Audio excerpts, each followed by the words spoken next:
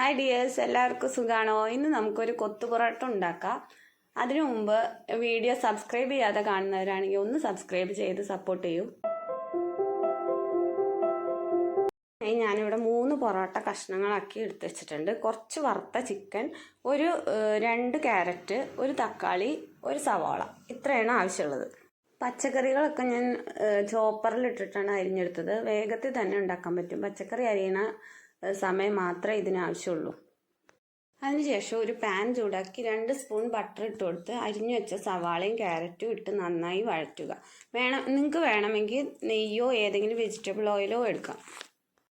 ഇനി നമുക്ക് അതിലേക്ക് 1/4 ടീസ്പൂൺ മുളക് പൊടി, 1/2 ടീസ്പൂൺ മല്ലിപ്പൊടി, 1 ടീസ്പൂൺ ചിക്കൻ മസാല ചേർത്ത് പച്ചമണം മാറുന്നത് വരെ നന്നായിട്ട് വഴറ്റി കൊടുക്കാം.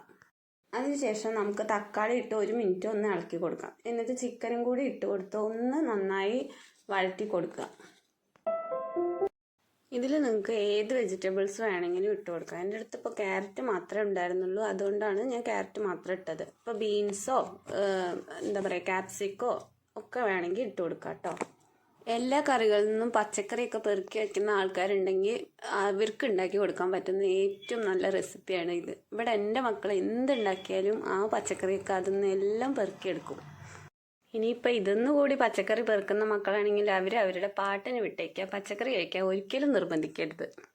പച്ചക്കറികളൊക്കെ ഒന്ന് വകഞ്ഞ് മാറ്റി ഒരു സ്പൂൺ ബട്ടർ അതിലേക്ക് ചേർത്ത് 2 കോഴിമുട്ട പൊട്ടിച്ചൊഴിക്കാം. കോഴിമുട്ട പൊട്ടിച്ചൊഴിച്ചതിന് ശേഷം പെട്ടെന്ന് തന്നെ ഇളക്കി കൊടുക്കരുത്. അതിന് കുറച്ച് ഇങ്ങനെ വേവാനുള്ള സമയം കൊടുക്കണം. എന്നാലും നമുക്കത് കഷ്ണമായിട്ട് കിടക്കേണ്ടതാണ്. പൊട്ടിച്ചൊഴിച്ച കോഴിമുട്ടയിലേക്ക് നമുക്ക് കുറച്ച് ഉപ്പും കുരുമുളക് പൊടിയും കൂടി ചേർത്തിട്ട് വേണം ഇളക്കി കൊടുക്കാൻ.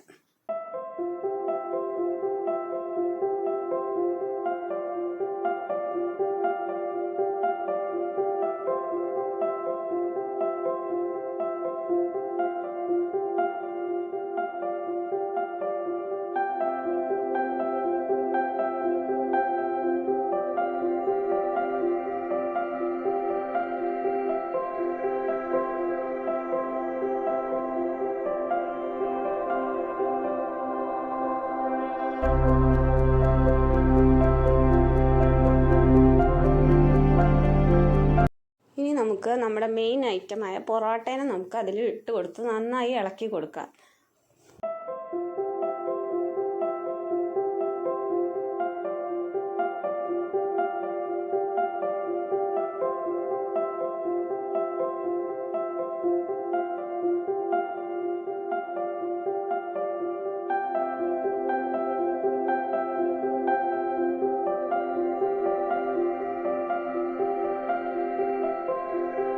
ഹോട്ടലുകാരൊക്കെ ചെയ്യുന്ന പോലെ നന്നായിട്ട് കൊത്തി കൊടുക്കാനൊന്നും എന്നെ കൊണ്ട് പറ്റില്ല. നമ്മുടെ ആയുധം ചട്ടുകാണല്ലോ, അപ്പോൾ ആ ചട്ടുകം വെച്ചിട്ട് നമുക്ക് നന്നായിട്ട് കൊത്തി കൊടുക്കാം.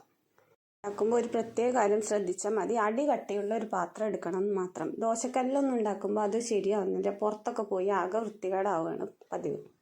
ഇനി നമുക്ക് കുറച്ച് മല്ലിയില കൂടി ഇട്ട് നന്നായി ഇളക്കി കൊടുത്തതിന് ശേഷം ചൂടോടെ സെർവ് ചെയ്യാം. കഴിക്കാൻ വേറെ കറിയുടെ ഒന്നും ആവശ്യമില്ല. വീഡിയോ ഇഷ്ടപ്പെട്ടാൽ എല്ലാവരും ഒന്ന് ലൈക്കും ഷെയറും സബ്സ്ക്രൈബും ചെയ്ത് സപ്പോർട്ട് ചെയ്യണേ.